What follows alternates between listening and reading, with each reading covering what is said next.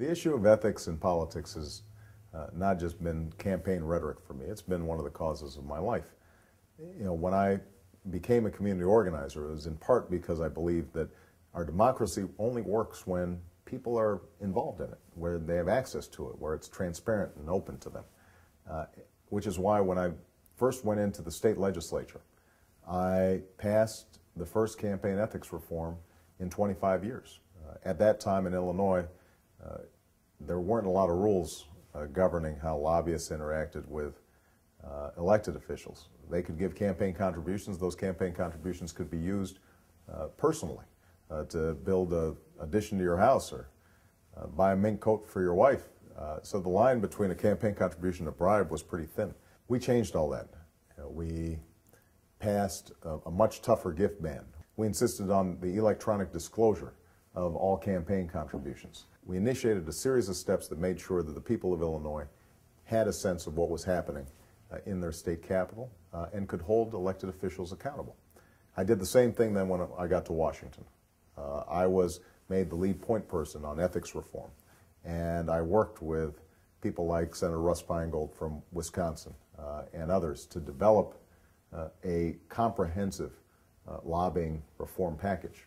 The first year we initiated it, we didn't succeed. Although we made a valiant effort that first year, the legislation that passed out of the Senate was too weak. And even though I was the point person, I ended up voting against it. This past year, we took another crack at it, and we got a much tougher bill, despite, frankly, the resistance of some leaders in both parties. We were able to make sure that not only we eliminated practices of lobbyists letting legislators use corporate jets or giving them expensive meals, but we also, for the first time, ensure that lobbyists who bundle money have to list where they're getting the money from and what congressmen they're funneling it to. And that's part of a series of transparency and accountability measures that we've been working on. I'm proud to have worked with Republicans to pass what we call a Google for Government bill that essentially provides a searchable database so that the American people and investigative journalists can track every single dollar of federal spending that's taken place out there, so that instead of building bridges to nowhere, we're building bridges to somewhere, or at least repairing the bridges that need to be built. We have been pushing to reform the earmarks process, pork barrel spending, so that it's more transparent and done in the light of day instead of the shadows of committee. And now, as a candidate for president, I want to continue that legacy, and an Obama administration is going to have the toughest ethics laws of any administration in history. We are going to close the revolving door. If you want to work in the Obama administration, you are not going to be able to lobby that administration afterwards on behalf of those who you regulated. We are going to make sure that when lobbyists meet with various government agencies, that is public and transparent.